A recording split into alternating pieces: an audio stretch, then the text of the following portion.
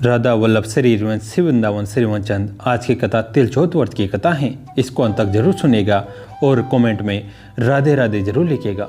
एक कुमार था, उसका आवा नहीं पकता था। उसने अपनी समस्या राजा से बताई और राजा से समाधान करने के लिए कहा। राजा ने कई विद्वानों से इसका कारण पूछा। उन्होंने बताया कि अगर कोई ब्राह्मणी जिसका एक पुत्र हो, अगर वह उसके बालक की बलि दी जाए तो वह आवा पक जाएगा। उस नगर में एक ब्राह्मणी थी जिसका केवल एक ही पुत्र था। राजा का इस संदेश लेकर मंत्री ब्राह्मणी के पास गया। ब्राह्मणी सोचने लगी कि राजा की आज्ञा के आगे मेरा कोई वश नहीं है, मुझे अपना पुत्र भेजना ही पड़ेगा। इसलिए उसने अपने पुत्र को ले जाने की अनुमति दे दी। जाने से पहले उसने अपने पुत्र को तिल दिए और कहा कि जहाँ तुझे बैठाए वहाँ आसपास सारे बिखेर देना और गणेश जी का ध्यान करते रहना। जब आवा लगाया गया तो वहाँ सबसे नीचे पहले ब्राह्मणी के लड़के को बैठाया गया और उसके ऊपर फिर आवा लगाकर आग जला दी गई। कुमार का आवा पक गया, लेकिन राजा के मन में ग्लानि थी कि मेरे कारण ब्राह्मणी के पुत्र की बलि दी गई। उस आवे में से बिल्ली के बच्चे की आवाज़ आ रही थी। उस आवे को खाली किया गया तो उसमें से एक बिल्ली अपने बच्चों के साथ जिंदा निकली। ईश्वर का चमत्कार देखकर सब हैरान थे। सब सोचने लगे, अगर बिल्ली अपने बच्चों के साथ जिंदा निकली है तो शायद ब्राह्मणी का बेटा भी जिंदा हो। जब और नीचे देखा गया तो वह ब्राह्मणी का बेटा जिंदा था। उसकी माँ ने जो तिल दिए थे वो काफ़ी लंबे हो चुके थे। राजा ने उस लड़के से पूछा, तुमने ऐसा क्या चमत्कार किया जो इतनी आग जल गई लेकिन तुम सही सलामत बच गए? वो लड़का कहने लगा, इसमें मेरा कोई चमत्कार नहीं है। मेरी माँ ने मुझे ये तिल दिए थे और बोला था कि अपने आसपास बिखेर लेना और गणेश जी का ध्यान करते रहना। मैंने वैसा ही किया। आग की तपिश मुझ तक पहुंच ही नहीं पाई। फिर राजा ने उस ब्राह्मणी को बुलाया, लेकिन उसे विश्वास नहीं हुआ कि मेरा बेटा जिंदा है। वो सोचने लगी कि इतना ईंधन उस आवे में जल गया, मेरा बेटा कहाँ बचा होगा। लेकिन मंत्रियों ने विश्वास दिलाया कि आपका बेटा सुरक्षित है। राजा ने ब्राह्मणी से पूछा कि ऐसा क्या चमत्कार है कि तुम्हारे पुत्र को आग छू भी नहीं पाई। फिर ब्राह्मणी ने कहा कि मैं गणेश जी का संकट चौथ का व्रत रखती हूँ। आज भी मैंने गणेश जी का व्रत रखा हुआ था। मैंने गणेश जी से अपने पुत्र की दीर्घायु की कामना की थी। इसमें मेरा कोई चमत्कार नहीं है, ये सब गणेश जी के व्रत का फल है। गणेश जी ने ही मेरे पुत्र की रक्षा की है। एक बार भगवान गणेश बाल रूप में चुटकी भर चावल और चम्मच में दूध लेकर पृथ्वीलोक में निकले।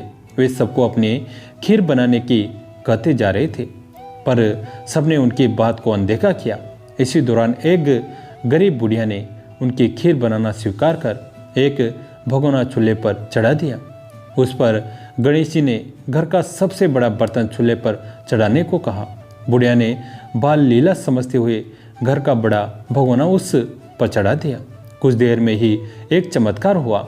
गणेश जी को दिए चावल और दूध बढ़ गए और पूरा भगोना उसमें भर गया। इसी बीच गणेश जी नहाने के बाद खीर खाने की बात करते हुए वहाँ से चले गए।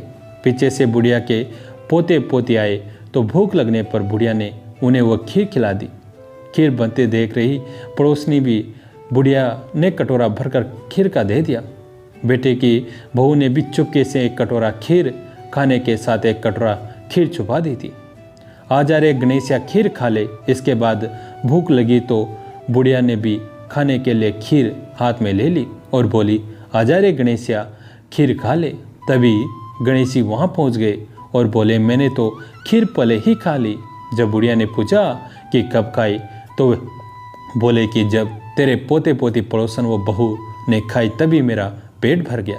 इसके बाद जब बुढ़िया ने बाकी बची खीर के उपयोग के बारे में पूछा तो गणेश जी ने उसे नगर में बांटने को कहा। जब बुढ़िया ने खीर बांटी तो राजा को भी इसका पता लग गया। इस पर उसने बुढ़िया को अपने दरबार में बुला लिया। सारा माजरा जानकर उसने बुढ़िया का खीर का भगोना अपने पास मंगा लिया। पर राजा के महल में जैसे ही वो पहुंचा तो उसमें कीड़े मकोड़े वो जहरीले जानवर गिर गए। ये देख राजा ने वो बर्तन वापस बुढ़िया को दे दिया, जो उसके घर ले जाते ही वापस पहले जैसा हो गया। इसके बाद बुढ़िया ने फिर गणेश जी से बची हुई खीर के उपयोग के बारे में पूछा तो उन्होंने झोपड़ी के कोने में गाड़ देने को कहा। ऐसा कर बुढ़िया रात को सो गई और गणेश जी उसकी झोपड़ी को लात मारते हुए अंतर्ध्यान हो गए। अगले दिन जब बुढ़िया उठी तो उसे अपनी झोपड़ी महल में बदली हुई और खीर के बर्तन सोने जवाहरातों के भरे हुए मिले। गणेश जी की कृपा जानकर बुढ़िया काफ़ी प्रसन्न हो गई। हे गणेश जी महाराज, आपने जैसा फल बुढ़िया को दिया वैसा सबको देना। कथा कहने वाले व हुंकार भरने वाले और आसपास के सुनने वाले सबके भंडार भरे रखना। एक समय की बात है, एक भाई बहन रहते थे।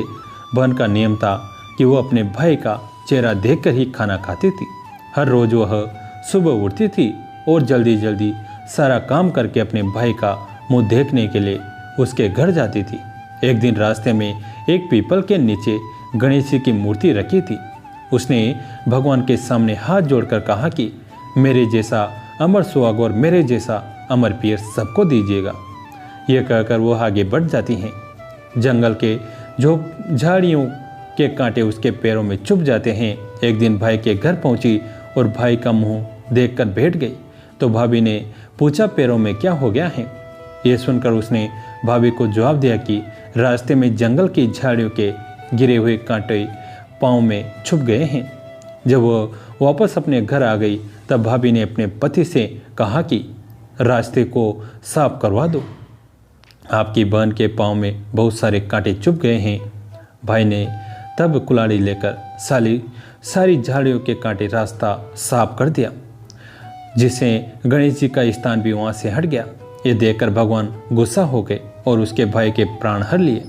लोग अंतिम संस्कार के लिए जब भाई को ले जा रहे थे तब उसकी भाभी रोते हुए लोगों से कह रही थी, थोड़ी देर रुक जाओ, उसकी बहन आने वाली है, वो अपने भाई का मुंह देखे बिना नहीं रह सकती, उसका ये नियम है। तब लोगों ने कहा, आज तो देख लेगी पर कल कैसे देखेगी? रोज दिन की तरह बहन अपने भाई का मुंह देखने के लिए जंगल में निकली।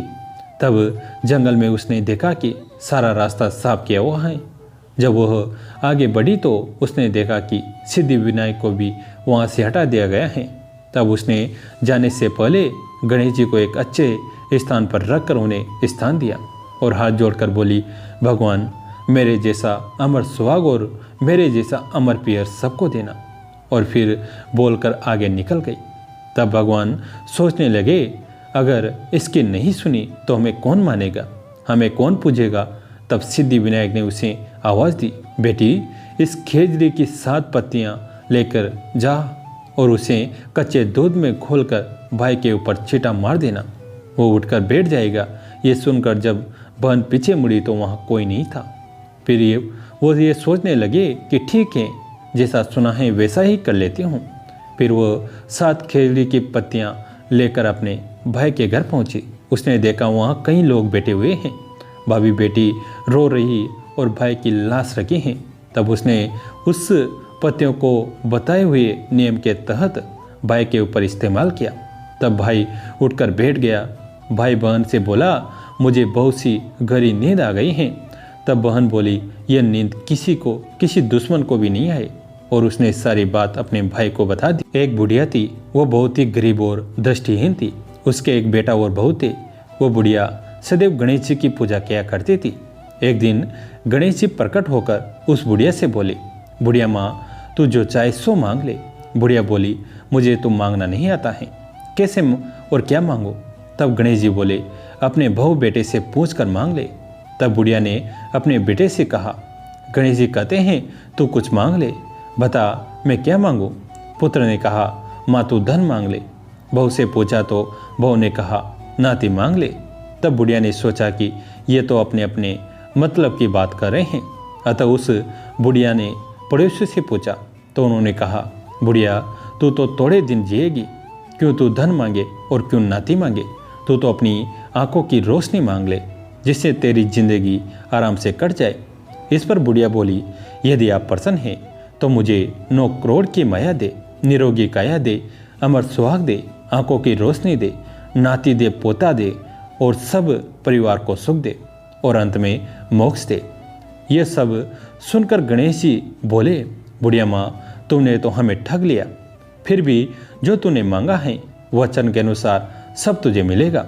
और यह कहकर गणेश जी अंतर्ध्यान हो गए। उधर बुढ़िया माँ ने जो कुछ मांगा वह सब कुछ मिल गया। हे गणेश जी महाराज, जैसे तुमने उस बुढ़िया माँ को सब कुछ दिया वैसे ही सबको देना। बंधुओं, अगर आपको कहानी अच्छी लग रही है तो कहानी को लाइक कर दीजिए और अपने दोस्तों के साथ शेयर कर दीजिए। पुराने समय में बहुत प्रतापी राजा राज्य करते थे। उनका नाम नल था और उनकी पत्नी अत्यंत रूपवती थी। उसका नाम दमयंती था। राजा बहुत ही अच्छे से प्रजा का पालन करते थे, इसलिए उनकी प्रजा भी सुखी थी। किसी को किसी प्रकार का दुख नहीं था। लेकिन एक बार किसी सांप के कारण राजा नल दुखों से घिर गए। उन पर बहुत सी विपत्तियां आन पड़ी। उनके हाथियों को चोर चुरा ले गए और गुड़साल के सभी घोड़े भी चोरी हो गए। डाकुओं ने उनके महल पर धावा बोला और सब कुछ लूटकर महल को आग लगा दी। राजा कुछ संभल पाते तो जुए में सब कुछ गवा दिया। जब विपत्तियों ने सीमा लांघ दी तब राजा रानी ने नगर छोड़कर राज्य से बाहर हो गए। वन में इधर उधर भटकने लगे। घूमते घूमते एक बार राजा रानी एक तेली के यहाँ पहुँच गए।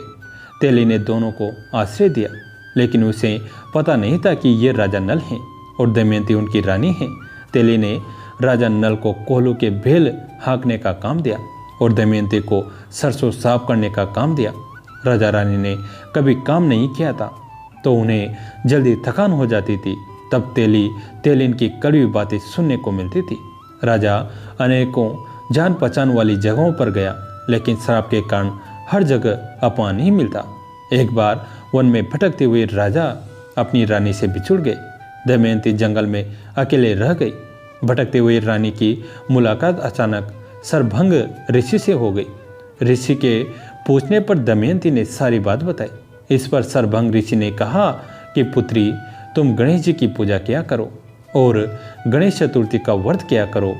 रानी के पास व्रत करने का कोई साधन नहीं था, लेकिन फिर भी उसने जैसे तैसे गणेश जी का व्रत किया। गणेश जी का व्रत रखने से रानी को उसका पति मिल गया और राजा को उसका खोया हुआ राज्य मिल गया। राजा रानी गणेश जी के अनन्य भक्त हो गए। संकटी गणेश चतुर्थी कैसे करें व्रत। संकट चतुर्थी के दिन महिलाएं सुख सौभाग्य, संतान की समृद्धि और सर्वत्र कल्याण की इच्छा से प्रेरित होकर व्रत रखते हैं। पद्म पुराण के अनुसार इस व्रत को स्वयं भगवान गणेश जी ने मां पार्वती को बताया था। वैसे तो हर महीने की कृष्ण पक्ष चतुर्थी गणेश चतुर्थी कहलाते हैं, लेकिन माघ मास की चतुर्थी तिल संकटा चौथ कहलाते हैं। पद्म पुराण के अनुसार आज ही के दिन कार्तिकेय के साथ पृथ्वी की परिक्रमा लगाने की प्रतिस्पर्धा में उन्होंने पृथ्वी की बजाय भोलेनाथ और मां पार्वती की 7 बार परिक्रमा की थी।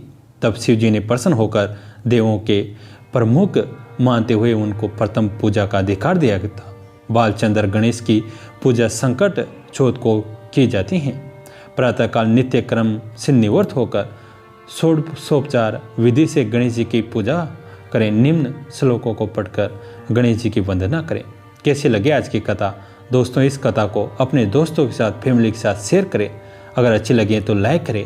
दोस्तों, कहानी अंत तक सुनने के लिए आप सभी का तहे दिल से धन्यवाद।